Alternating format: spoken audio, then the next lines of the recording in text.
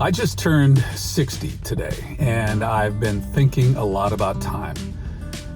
So here's my theory. From 0 to 4 years old, you don't even know time exists. To you, it's invisible. And in fact, you probably don't even know you exist. And then from ages 5 to 11, you understand the concept of time, but you have a limitless amount of time. It's like, okay, yes, there is such a thing as time, but I'm never going to die, so I'm going to enjoy myself, much like a resort. And then from ages 12 to 17, you are more keenly aware of time because you're going to school, you've got to have assignments done. From Monday through Friday, you're at school, you're starting school at this time, leaving at this time, so you know what time is. And you still are cool with it because you can get things done and you just have to kind of go along this regimented path, but time is still a good thing. And then from ages 19 to 30, adulthood, yay. You become officially an adult. And yes, time exists. You're an adult, and so the earth is your oyster. You are running at the speed of sound, pursuing your career, doing cool things, having fun, hanging out with your friends, and it's awesome. I mean, I would say this is probably the time where you feel most free. Despite the constraints of time and your job and everything, you are enjoying life to the fullest. And then from age 31 to, let's say, 44, that's when you're going through this stage of life where you're kind of settling in, developing a routine, and you know really who you are on a really good level. You're very aware of who you are and your identity. And if you are married, then you'll have kids, and then you realize, my goodness, your kids grow up so fast, and time just speeds up. The bell curve has just started to rise because your kids are getting older, and you just can't believe it. And then ages 45 to 59, that's when the biggest change occurs in my mind. That's when your body starts to ache.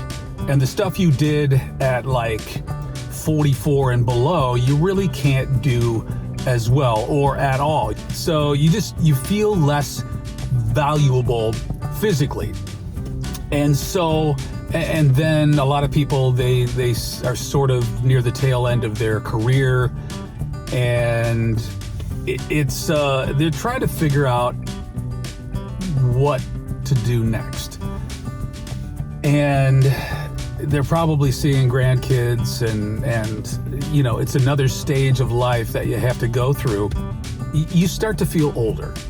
You don't feel old, but you feel older, if that's even understandable. And then there's 60.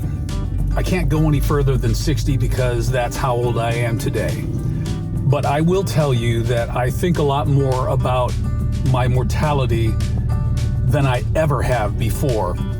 I think a lot more about spiritual things because as I am closer to dying, you think about, well, what's next? I mean, I want to know Christ. I want to have this relationship with him that is better than it ever has been because I'm getting closer to heaven,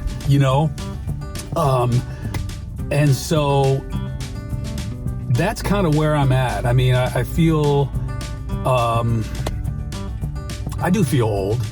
I don't know. It's weird, but I feel, I feel older now than I ever did before. Well, yeah, I am. Today I am older than I've ever been. So enjoy your life. To all of you people who are younger than 60, cherish every single moment, because you look back on the good old days, or, like I will look back on the good old days. Oh, I remember when this happened and this happened.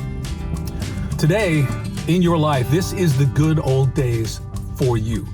You will look back on this moment and you will say, oh man, that was so cool when I was able to do this, this, and this, or when I was able to run, or when my kids were this age.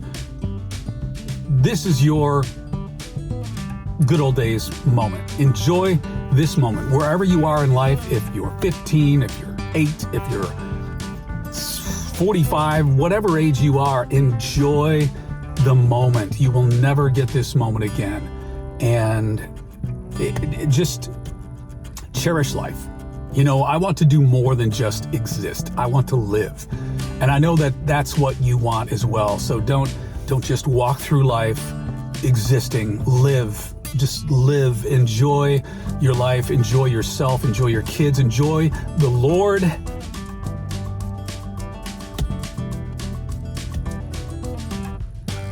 That's it.